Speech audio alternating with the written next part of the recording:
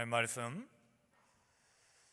디모데후서 3장 14절에서 17절까지 제가 봉독해 드리겠습니다. 신약성경 345쪽 디모데후서 3장 14절에서 17절까지 그러나 너는 배우고 확신한 일에 가라. 너는 내가 누구에게서 배운 것을 알며 또 어려서부터 성경을 알았나니 성경은 능히 너로 하여금 그리스도 예수 안에 있는 믿음으로 말미암아 구원에 이르는 지혜가 있게 하느니라. 모든 성경은 하나님의 감동으로 된 것으로 교훈과 책망과 바르게 함과 의로 교육하기에 유익하니 이는 하나님의 사람으로 온전하게 하며 모든 선한 일을 행할 능력을 갖추게 하려 함이라. 아멘.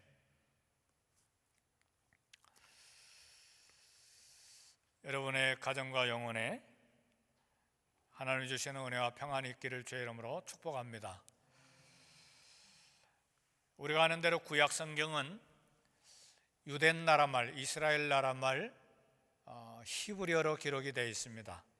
구약 성경 39권이 다 히브리어인 건 아닙니다. 다니엘서 같은 경우에는 당시 중동 지방에서 쓰였던 아람어로도 기록이 됐습니다. 그리고 신약 성경은 이스라엘 나라 말 히브리 말로 기록된 것이 아니고 신약 성경에 쓰여졌던 당시에 전 세계 사람들이 썼던 헬라 말 그리스어가 통용됐었기 때문에 신약 성경 마지막 27권은 모두 다 그리스어로 쓰여졌어요. 그런데 히브리어 구약 성경을 전체를 다 그리스어로 번역한 성경이 있는데 그 성경을 이름을 70인경이라 그렇게 말합니다. 70명의 학자들이 번역한 구약 성경이라 그래서 70인역이라 그렇게 이름이 붙여졌는데 이 70인역은 구약 성경 전체가 히브리어가 아니고 그리스어로 되어 있습니다.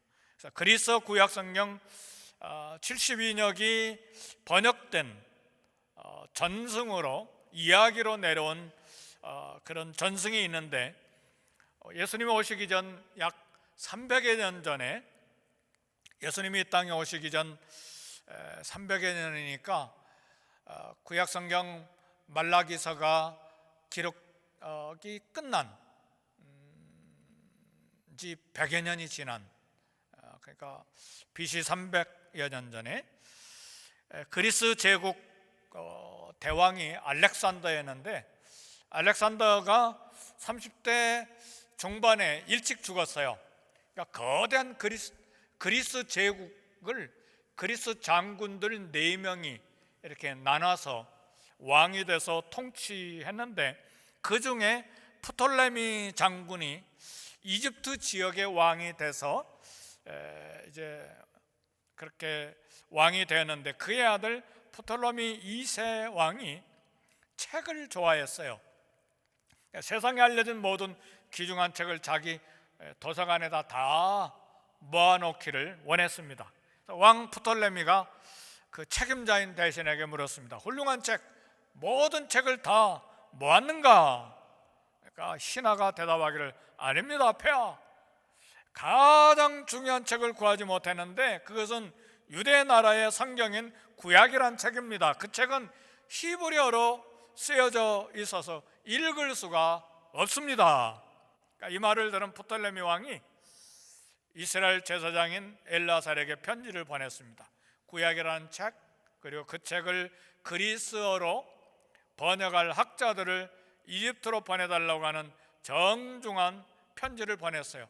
이집트인데 이집트 말도 있는데 아니요, 그 왕 자체가 그리고 그 시대가 그리스 제국이기 때문에 모두가 다 그리스어를 쓰고 있는 형편이기 때문에 이 히브리어로 된 구약 책을 그리스어로 번역할 학자들을 애굽으로 보내달라는 편지를 보냈습니다. 그래서 제사장 엘르아살이 각 지파별로 6명씩 72명 유대인 학자들을 이집트에 보내서 72일 동안 번역했는데, 그래서 이 성경을 72역이라 이렇게 이름이 붙여진 성경이 세상에 나왔습니다.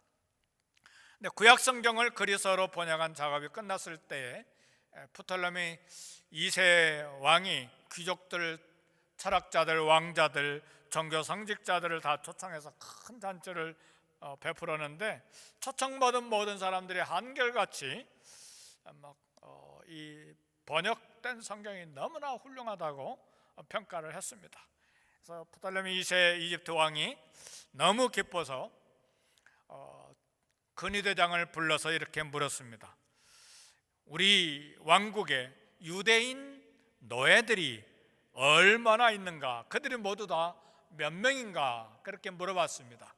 그때 근위대장이 대답하기를, 유대인으로서 우리나라의 노예는 11만 명쯤 됩니다. 프톨레미 2세 왕이 깊게 생각하다가 대신들을 소집했습니다. 그리고 이렇게 이야기했어요. 이렇게 훌륭한 책을 쓸 수 있었던 조상을 가진 자손들이라면 절대로 노예가 될 수가 없다. 그러므로 나는 내 왕국에 있는 모든 유대인들에게 지금부터 영원히 자유인이 되도록 선포한다. 그리고 내 왕궁 금고를 열어서 노예들의 주인들에게 모두 다 그 값을 지불하고 유대인들을 전부 다 해방시켜라. 그래서 이집트의 노예로 살았던 모든 유대인들이 자유를 얻었다. 이제 그런 전승이 있습니다. 그런데 72역 성경은 전승이 아니고 실제로 구약 성경을 헬라어로 그리스어로 기록된 초기 기독교의 성경이었습니다. 이 얼마나 신비한 일인지 몰라요. 그래서 신약 성경 저자들, 사도들이 구약 성경을 인용할 때에, 신약 성경은 전부 다 그리스어잖아요. 그러니까 그리스어로 된 구약 성경을 인용할 때에 바로 이 72역 번역을 인용했는데, 사도들, 특별히 사도 바울도 이 72역 번역에서 34권의 책에서 신약 성경을 쓸 때에 이 72역을 사용했고 인용을 했습니다. 이 이야기를 이제 서두로 말씀드린 것은 성경이 참 신비하고 말씀의 계시가 우리에게 전해지기까지 수많은 그런 이야기들이 있고 사건들이 있었고 역사가 있었다는 것을 말씀드립니다. 그래서 어떤 학자는 그렇게 이야기를 해요. 예수님께서도 구약의 성경을 인용할 때 이 72역을 사용해서 구약 성경을 인용해서 말씀하셨다. 그렇게도 이야기를 합니다. 미국 16대 대통령 에브라함 링컨은 그런 이야기를 했어요. 인류 창조 이래 하나님의 최대 선물은 그의 말씀인 성경이다. 그렇게 이야기를 했습니다. 아브라함 링컨이야말로 성경을 가장 많이 사랑하고 많이 읽고 많이 가까이 두고 살았던 대통령 중에 한 사람이죠. 세상에 수많은 좋은 책들이 있지만 하나님의 말씀인 성경만이 가장 위대하고 가장 보배로운 선물입니다. 성경은 우리의 삶과 죽음의 문제를 해결하는 생명의 길, 영생의 길을 보여주는 유일한 책입니다. 오늘 디모데후서 3장 15절 말씀, 모든 성경은 하나님의 감동으로 된 것으로, 감동이라는 말을 여러분 성경에 보면 감동이라는 말에 숫자가 하나 써져 있을 거예요. 그리고 난의 줄을 보면 영감이라 이렇게 다른 단어로 번역한 것을 볼 수 있을 거예요. 하나님의 감동으로 된 것으로, 이거 우리말로 번역하면 하나님이 호흡을 불어넣으신 그런 말입니다. 그러니까 하나님의 말씀은 하나님의 감동, 하나님의 영감, 하나님의 호흡을 불어넣으신 말씀이라 그 말입니다. 이러한 기적, 근데 이러한 기적이 창세기에 기록이 되어 있는데 태초에 하나님께서 흙으로 첫사람을 빚으셔서 아담을 창조하셨는데 그러나 하나님께서 이 흙으로 만들어진 이 아담에게 기적을 베풀지 않았더라면 아담은 흙덩어리로 그대로 남아 있었을 거예요. 그러나 하나님이 기적을 인간에게만 베푸셨는데 어떤 기적을 베푸셨는가? 흙으로 만들어진 이 진흙덩이에게 생명을 불어넣어 주셨어요. 창세기에는 생기를 불어넣었다 그러는데 그것이 하나님의 호흡 그리고 생명입니다. 생명을 불어넣어 주셨어요. 그러니까 이 흙덩어리가 생명이 됐다 그랬는데 생명이 됐다는 말은 몸과 영을 가진 인간이라고 하는 존재가 됐다는 말입니다. 이와 같이 하나님께서 흙덩어리에 호흡을 불어넣으시고 생기를 불어넣어 주셔서 몸과 영이 있는 인간이란 존재를 만드신 것처럼 하나님께서 성경 말씀에 하나님의 호흡을 불어넣어 주신 거예요. 헬라어로 하나님의 감동으로 그 말이 하나님의 호흡을 불어넣으신 그런 말이에요. 푸뉴마라고 하는 단어를 썼어요. 푸뉴마는 영, 호흡, 어떤 때는 성령으로 이렇게 번역이 됩니다. 푸뉴마, 성령, 호흡, 영을 불어넣어 주셨다는 말이에요. 하나님이 호흡을 불어넣어 주신 말씀에만 하나님의 생명이 들어있습니다. 그래서 생명의 말씀을 읽고 깨닫고 들을 때에 우리가 영생을 얻고 구원을 얻는 것입니다. 음악가나 미술가나 시인들의 작품을 영감받았다 그렇게 말하는데 그 틀린 말입니다. 영감이라고 하는 것은 오직 선지자들과 사도들이 성경을 기록할 때 기록한 말씀만 영감받은 거예요.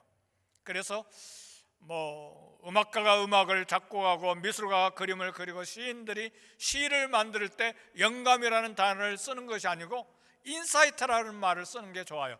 통찰력, 인식, 그런 깨달음 이렇게 써야지 영감이라는 말은 정확한 말은 아니에요. 영감된 것은 오직 선지자들과 사도들이 기록한 말씀만이 영감을 받은 것입니다. 하나님이 선지자들과 사도들이 성경을 기록할 때에 영감을 주셨어요. 그 말은 잘못이 없도록 감독하셨다는 말입니다. 그래서 우리는 하나님의 말씀을 그냥 일반 소설이나 역사서나 노래나 이렇게 생각하지 않죠. 하나님의 말씀, 하나님이 가라사대, 하나님의 계시, 하나님의 예언 이렇게 받는 것입니다. 하나님의 빛이시기 때문에 하나님에게는 어두움이 조금도 없어요. 따라서 하나님의 말씀이 감동될 때에, 영감될 때에, 하나님의 호흡이 들어갈 때에 조금도 어두움이 없었고 진리입니다. 그래서 하나님의 감동으로 된 성경은 모두 진실하고 진리이고 천지가 없어져도 하나님의 말씀 1.1억도 떨어지지 않고 변하지 않고 사라지지 않는다. 이 천지가 없어진다는 건 얼마나 두려운 일입니까? 하늘과 땅이 없어져 버려도 하나님의 말씀은 1.1억도 변함이 없고 떨어지지 아니한다. 그런 말입니다. 왜요?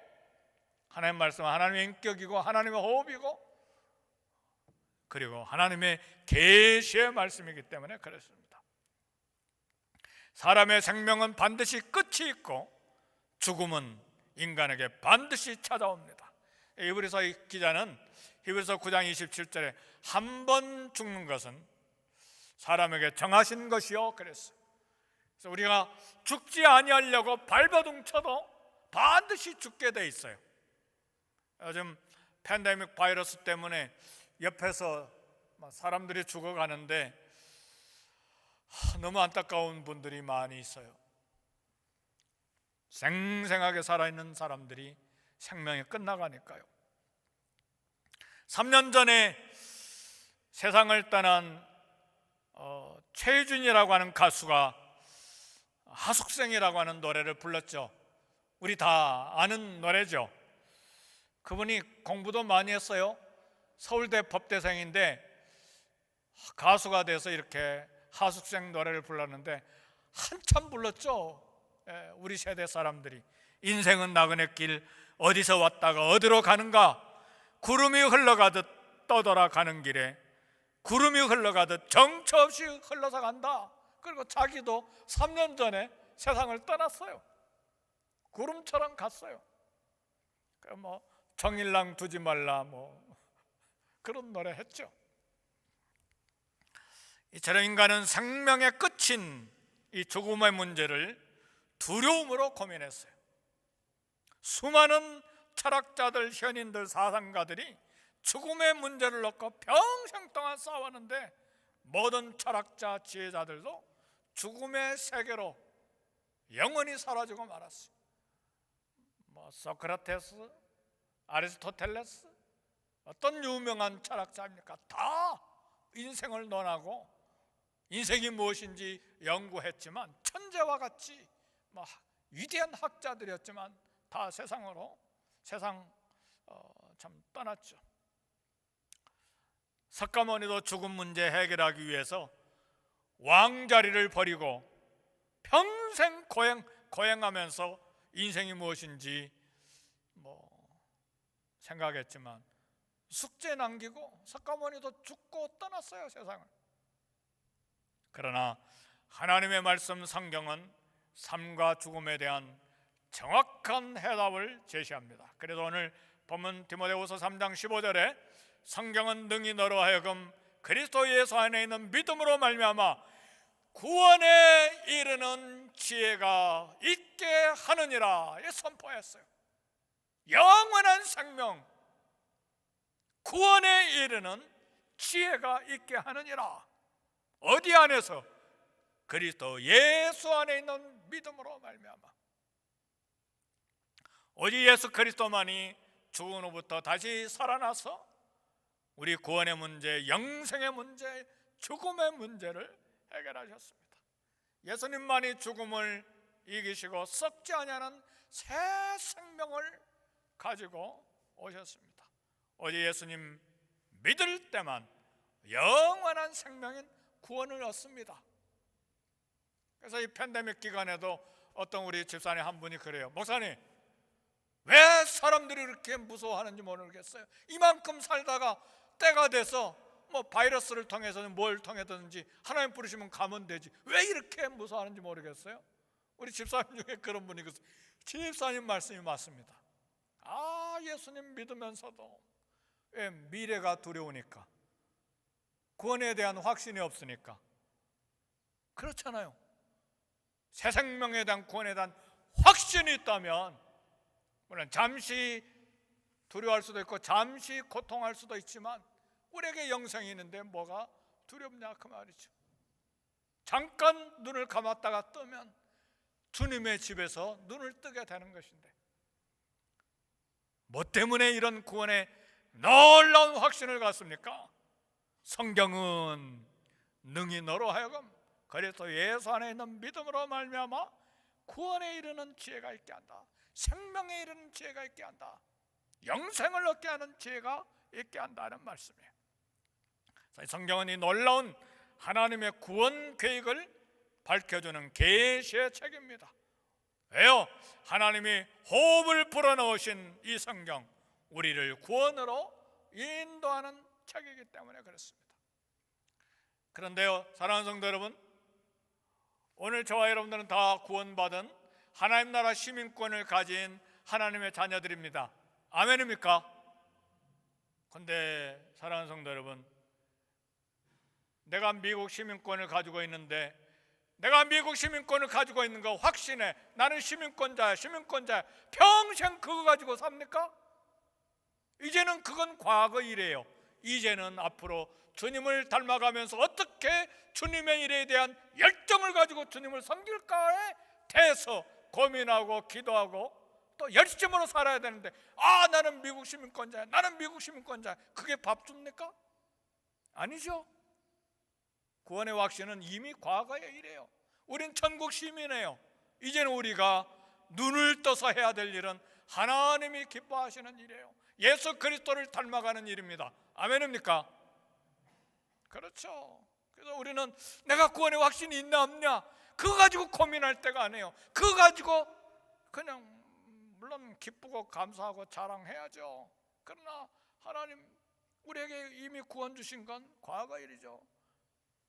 우리 자녀들이 내가 아빠 아들이야, 내가 아빠 딸이야, 그거 평생 확신해서 뭐합니까? 이제는 열심히 공부하고 열심히 일해서 부모에게 효도하고 앞으로 해야 될 이 땅을 위한 선교 사역을 하고 전도하고 하나님 영광을 위해서 살아야지. 내가 아빠 딸이야, 아빠 아들이야, 그거 왜 그거 붙잡고 사나요? 그건 과거 일이에요. 이제는 하나님의 영광을 위해서 어떻게 예수 그리스도를 닮아가며 하나님이 기뻐하신 일을 위해 살아갈 것인가에 대한 고민과 갈등과 애탐과 열정을 갖고 이 땅에 살아야 됩니다. 그래서 성경은 구원에 이르는 지혜가 있게 하는 책일 뿐만 아니라 기록된 목적이 4가지가 더 소개되어 있습니다. 오늘 본문에 보니까 모든 성경은 하나님의 감동으로 된 것으로 교훈과 책망과 바르게 함과 의로 교육하기에 유익하니 그랬어요. 여기에 마음을 쏟아야 돼요. 내가 오늘 구원을 받았습니까? 그러면 하나님 말씀을 통해서 계속 교훈을 받고 책망받고 바르게 함을 계속 인도함 받고 의로 교육을 받아야 됩니다. 교훈은 사람이 성숙하게 자라나는데 꼭 필요한 요소죠. 글을 읽기를 배우지 못한 사람 가능성을 다 펼칠 수가 없어요. 마찬가지로 성경의 교훈을 받지 못한 사람은 영원히 성장할 수가 없어요. 내가 예수 믿고 구원받았는데 이제 뭐 말씀 꼭 들어야 되나? 꼭 공부해야 되나? 꼭 묵상해야 되나? 이 사람은 영적으로 자랄 수가 없습니다. 하나님의 말씀은 사람이 살아가는 데 필요한 정신적인 영적인 생명의 양식입니다. 책망도 받아야 돼요. 성경은 책망을 통해서 행동 다르게 하라고 깨우쳐 줍니다. 이렇게 행동하면 안 돼. 성경이 가르쳐 주는 거예요. 성경은 사람의 눈에 보이지 않거나 무시하는 부분들을 다 드러내서 꾸짖습니다. 하나님 말씀이 나를 꾸짖을 때 아멘, 제가 잘못했습니다, 이거 바로 고치겠습니다, 그렇게 받아들여야 돼요. 하나님 말씀이 꾸짖는데 막 화가 나서 씩씩거리고 그러면 영적으로 안 자라요. 하나님 쓰실 수가 없어요. 나단이 하나님 말씀을 다윗에게 와서 바로 당신이 그 사람이요 그럴 때 무릎 팍 꿇고 내가 하나님 앞에 죄를 지어서 잘못했습니다, 그것 때문에 다윗이 살아났어요. 그렇지 않으면 죽었죠. 다윗도 무릎 팍 꿇고 내가 죄인으로서이다, 침대가 떠날갈 정도로 울고 통곡하고 회개하는데 시편 51편 보세요. 얼마나 회개하는지. 하나님의 말씀이 이렇게 책망하는 것입니다. 하나님의 영은 말씀을 통해 우리의 죄와 어리석은 모습을 다 드러내줍니다. 그럴 때에 부끄럽죠. 창피하죠. 그리고 어디 숨을 데가 있나 구석을 찾죠. 그래도 하나님 말씀에 책망을 받아들여야 돼요. 그것이 우리가 살 길이에요. 성경은 교훈만 아니라 꾸지람도 하기 때문에 우리가 건강한 삶을 사는 거예요. 우리가 의사 앞에 갈 때에 우리 부끄러운 부분 다 드러내 보여주잖아요. 그잖아요. 엉덩이도 보여주고 여성들은 가슴도 보여주고. 근데 그거 감춰버리면 어떻게 수술합니까? 죽어요. 살기 위해서는 이 부끄러운 부분 다 드러나도 그걸 받아야 돼요. 꾸지람을 받아야 돼요. 그래야 건강이 다 회복되는 거예요. 그러지 않습니까? 의사에게도 생명 연장되고 건강하고 다시 건강 회복하기 위해서 다 드러내주는데 하나님 말씀이 나를 다 드러내주는데 왜 그걸 화내고 감추려고 하고 그래요? 하나님 앞에서는 다 드러내야 돼요. 아무리 부끄러워도. 바로 건강한 삶을 위해서 하나님 말씀이 우리를 책망하기 때문에 그렇습니다. 바르게 함과 그러는데, 책망이 우리 죄와 어리석음을 드러내 준다면 바르게 함은 그런 잘못을 바로잡는 방법을 보여주는 거예요. 이렇게 하라 저렇게 하라, 정상적인 삶으로 회복하는 길로 인도한다. 그래서 하나님 말씀은 내 발의 등이요 내 길의 빛이니이다 그렇잖아요. 내 발의 등은 뭡니까? 깜깜한 밤에 앞을 갈 때 1m 앞도 내다볼 수 없는 깜깜한 밤에 하나님 말씀은 내 발의 등이요 내 길의 빛이니이다. 그것이 바르게 함을 받는 방법입니다. 의로 교육하기에 유익하다.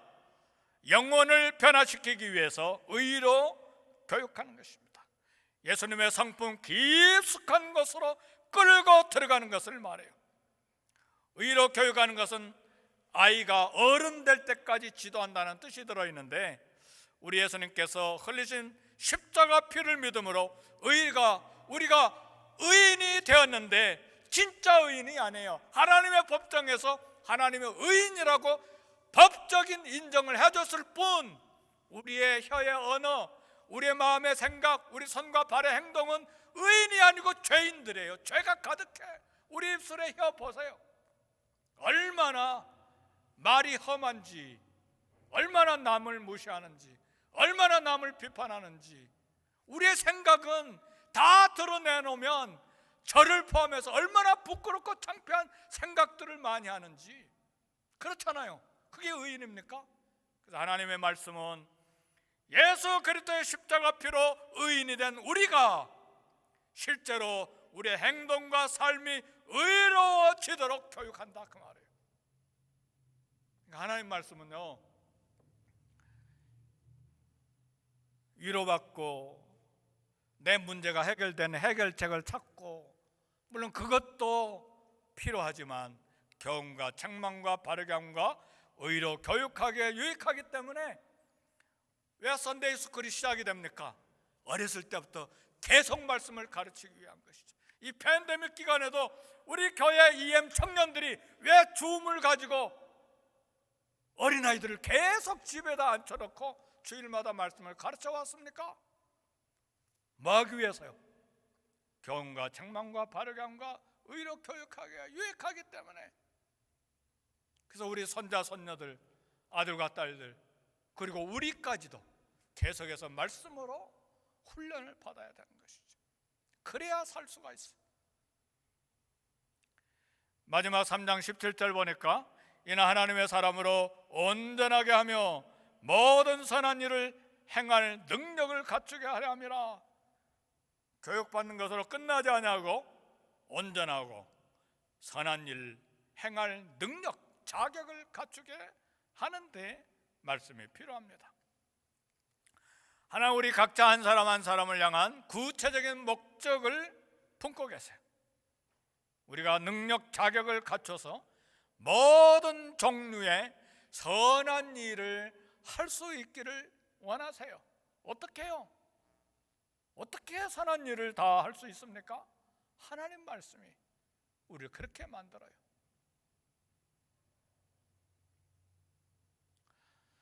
(1984년) LA에서 하계 올림픽이 열렸을 때 가브리엘라 앤더슨 쉬스라고 하는 여자가, 그때 1984년도에 여자 마라톤이 처음 종목으로 채택되었을 때입니다.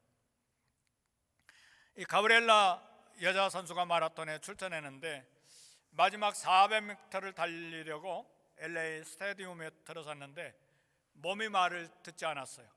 너무 지치고 탈진한 데다가 여기 하계 올림픽이니까 이게 얼마나 뜨거운 데예요.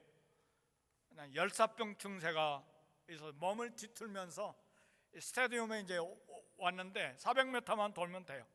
근데 쩔뚝쩔뚝 이제 트랙을 돌았는데 이게 죽을 것 같잖아요. 그래서 의료진들이 달려왔어요.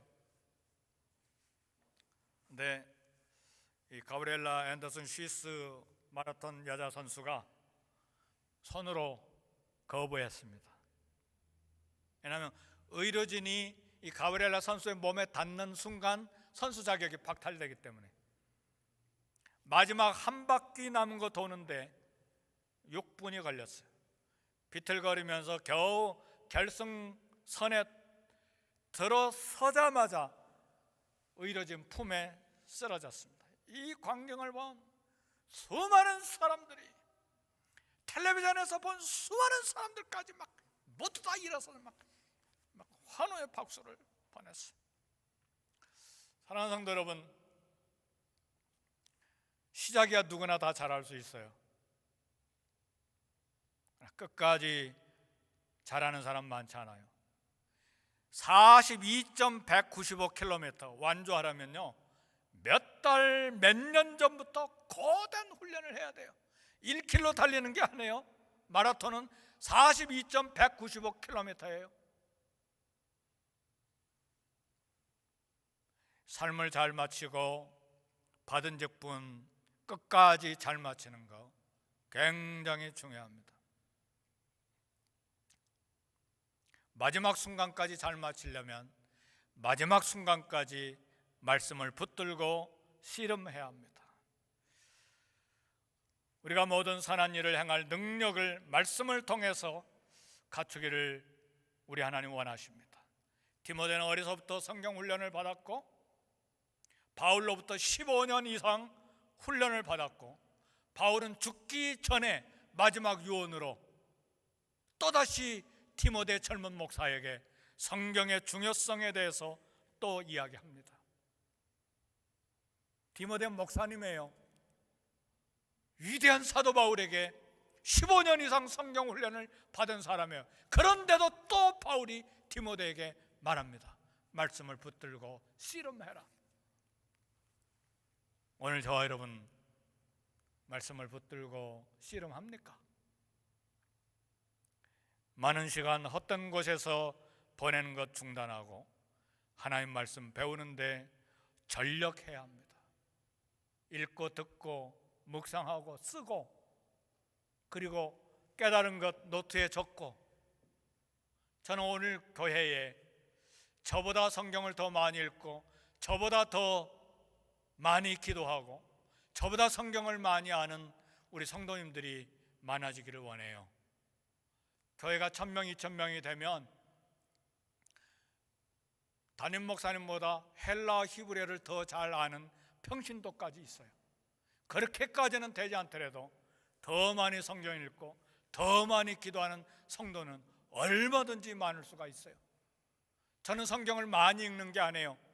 한 장 붙들고 읽다 보면 한 장 가지고 2시간이 가버리는 경우도 있어요. 그러니까 저는 양으로 읽는 건 아니에요.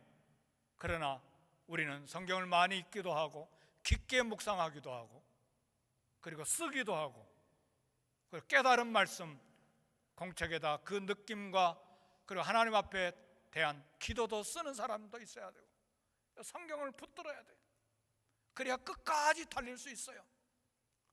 삶의 힘든 과정이 얼마나 많아요. 마라톤 선수처럼 막 기진하고 삶이 뒤틀리고 더 이상 달리지 않았으면 좋겠다고 생각이 되고 인생을 포기하고 싶은 생각도 나고, 그래도 끝까지 달려가야 돼요.